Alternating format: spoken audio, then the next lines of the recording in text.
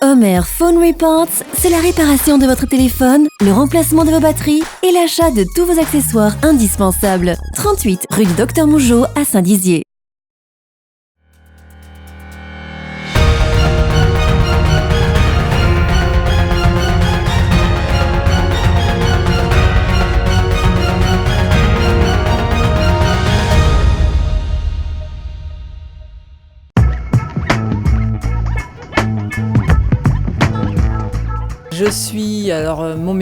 Je suis professeur de langue de métier, professeur de l'espagnol plus précisément. J'enseigne depuis 25 ans. Je suis native de Châlons-en-Champagne, mais je suis arrivée à Bar-le-Duc toute petite.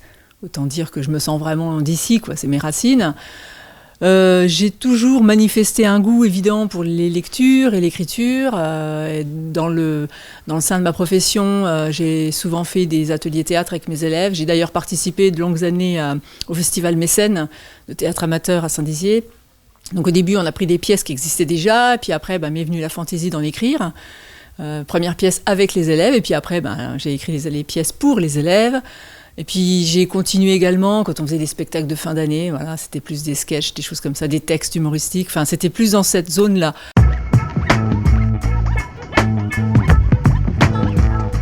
Il y a cela 3 ans, j'ai intégré une association patrimoniale qui avait eu la folle idée, la folle ambition de restaurer un théâtre qui était voué au démolissement pour faire un parking.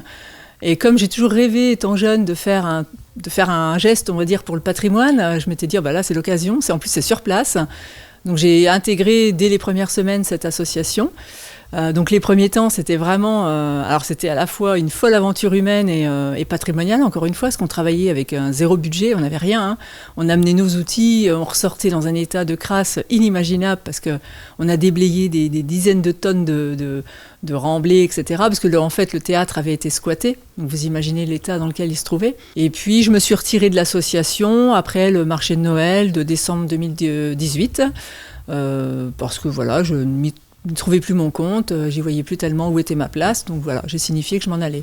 Et c'est à ce moment-là qu'est venue l'idée de rendre un dernier hommage à cet endroit qui m'avait occupé l'esprit pendant plus de 2 ans et demi, c'est-à-dire le théâtre des Bleus de Bar. Comme j'avais fait quelques recherches pendant ces années de bénévolat sur son histoire, sur la genèse de cette histoire et de ce théâtre, donc j'avais un petit peu matière première, j'avais un terreau, et l'idée m'est venue d'y greffer une intrigue policière tout à fait fictive pour le coup. Et puis voilà, c'était pour moi une manière c'était une dernière déclaration d'amour à ce théâtre.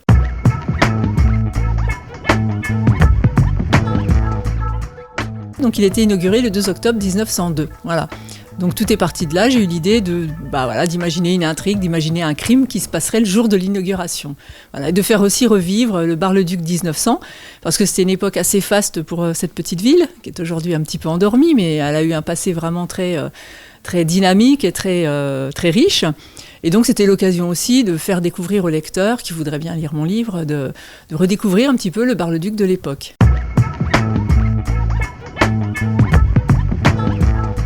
Forcément, nos personnages ont toujours une petite part d'autobiographie, c'est certain.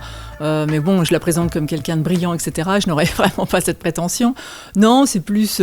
c'est la jeune femme telle que je l'imaginais, qui ne s'en laisse pas compter dans une société un petit peu misogyne de l'époque, et même beaucoup misogyne, qui veut absolument s'en sortir, et qui...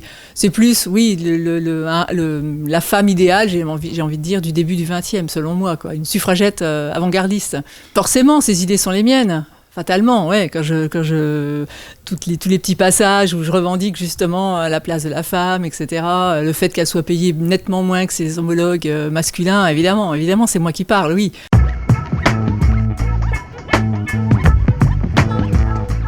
Une histoire policière, tout bêtement, parce qu'en tant que lectrice, c'est un genre que j'adore. J'adore les histoires, j'adore les uchronies. J'ai découvert ce mot, je vous avoue, il y a 3 mois, je ne le connaissais pas. C'est-à-dire tout ce qui est un petit peu historique, mais voilà, dévié de sa trajectoire pour faire une fiction. Et j'aime beaucoup les intrigues policières, un petit peu à l'ancienne, on va dire, c'est-à-dire sans un cadavre, pas très trash, quoi, hein, sans hémoglobine, plus basé sur le fait de l'enquête, de l'énigme, etc. Donc, en tant que lectrice, évidemment, j'ai un goût prononcé pour ce genre-là, et puis en même temps, quelques influences, effectivement, hein, comme j'aime beaucoup la littérature anglaise policière, Simenon, enfin, voilà, je pense que tout ça, c'est un mélange et qu'on doit le retrouver quelque part dans les pages que j'ai pu écrire. Mais on écrit forcément le livre qu'on a envie de lire.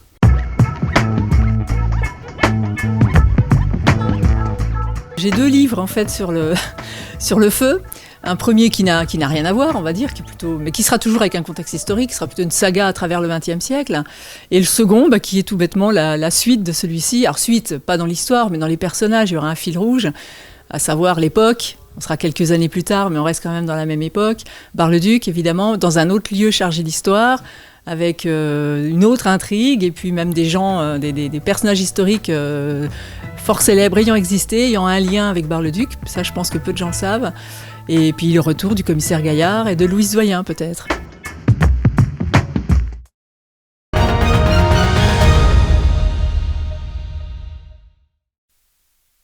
Champagne Day est une manifestation d'envergure mondiale qui a été célébrée le 18 octobre pour une 10e édition.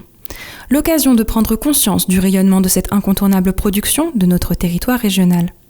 Cette année, l'association de promotion du champagne et des coteaux Vitria a préféré contrer une éventuelle météo capricieuse en donnant rendez-vous aux riverains, place de la Halle. C'est une association qui regroupe les vignerons, mais aussi tous ceux qui font de l'œnotourisme, les hébergeurs, les restaurateurs, dans la zone des coteaux Vitria autour de Vitry. Alors on est tous bénévoles, donc il n'y a que ça, il y a plutôt 0 salariés. Et on doit être, je pense, entre 30 et 40 adhérents qui donnent des coups de main pour les différents événements qu'on peut produire. Depuis 2013, l'association œuvre à faire de ce produit, à la fois prestigieux et prisé, un élément phare et dynamisant pour la vie touristique et économique du territoire. C'est ce qui fait la richesse de notre région, de notre département, donc non, c'est bien, il faut promouvoir tout ça. La route du Champagne qui traverse la région illustre ce dynamisme. Le point de départ de notre association, de la création de la PCCV, c'est quand la Champagne dans son ensemble a décidé de créer une route touristique ici, dans les coteaux Vitria. Et à ce moment-là, l'interprofession champenoise nous a dit « une route, il faut que ce soit animé ». Et pour ça, il faut qu'il y ait des fêtes, il faut qu'il s'y passe quelque chose.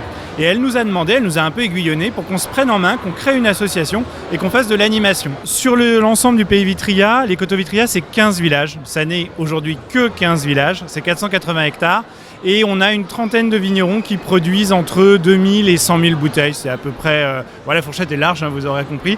Ça représente effectivement 30 vignerons qui peuvent recevoir, faire des visites, avoir un flux touristique et venir enrichir en fait une belle escapade quand on vient voir le lac du Der. Les 9 vignerons des coteaux Vitria, partenaires de l'événement, sont fortement attachés à leur territoire et se sont donc lancés dans la mise en vente de bouteilles aux couleurs du lac du Der et nommées bulles d'air. Les producteurs, ils ont 2 choix pour élaborer leur champagne. Soit ils le font eux-mêmes dans leur propriété, on les appelle les récoltants manipulants. C'est les petites lettres que vous voyez sur la bouteille RM. Et puis sinon, ils peuvent passer par une coopérative.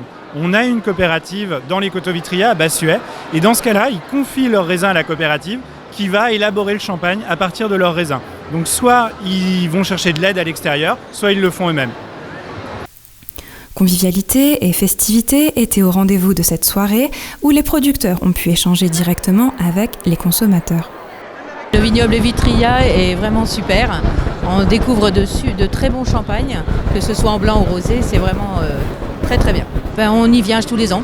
Depuis que ça existe, on est là.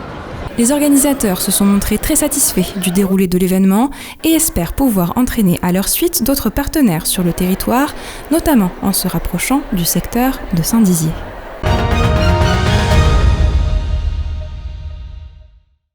En 1869, 2 beaux-frères, Félix Hachette et Adolphe Drioux, ont créé l'entreprise industrielle Hachette et Drioux. La première activité était la fonderie de cuivre, mais ils possédaient également des ateliers de construction. Cette année, la société fête ses 150 ans et l'activité n'a pas cessé d'évoluer durant ces nombreuses années. Nous sommes une aciérie, donc nous faisons des pièces moulées en acier essentiellement, des aciers carbone, c'est-à-dire des aciers basiques, des aciers alliés et également des aciers inox et ce qu'on appelle des duplex et super duplex, donc des aciers qui sont très bien ciselés. À l'occasion de cet anniversaire, l'entreprise a pu ouvrir ses portes au public. Ils ont ainsi pu découvrir les secrets de fabrication des modèles créés au sein de cette usine. À l'origine, les clients envoient un plan à la société. À partir de ce dernier, ils vont réaliser une étude de fonderie afin de définir le moulage de la pièce. Pour ce faire, l'étape du modelage est impérative. Ce modèle servira d'empreinte pour l'étape du moulage.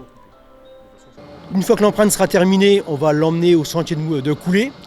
On fera une coulée en fonction de la nuance qu'on va élaborer avec une température de coulée différente. C'est-à-dire qu'on peut couler des matériaux à 1580 comme on peut couler des matériaux à 1650 degrés. Afin de récupérer la pièce, il faudra attendre 2 à 3 jours pour s'assurer qu'elle soit bien refroidie. Ensuite, une fois que cette pièce a été traitée, qu'elle a ses caractéristiques mécaniques, on va s'affranchir de tous les défauts qu'elle pourrait avoir. Donc par des contrôles non destructifs, on va venir éliminer tous les défauts superficiels et on va les combler par de la soudure. Après toutes ces opérations, les pièces sont envoyées à l'atelier d'usinage pour être par la suite livrées aux clients. Près de 1400 visiteurs étaient attendus pour cette journée porte ouverte. Des personnalités politiques locales étaient également présentes. Élodie de Giovanni, préfète de la Haute-Marne, François Cornegentil, député de la 2e circonscription, Philippe Ossois, président de la communauté d'agglomération Saint-Dizier d'Air-et-Blaise et Madame Robert Dehaut, maire de Saint-Dizier. Pour cet événement, une sculpture a été créée en interne et elle est actuellement exposée à l'entrée de l'usine et a été inaugurée par la préfète du département avec la fameuse découpe de ruban.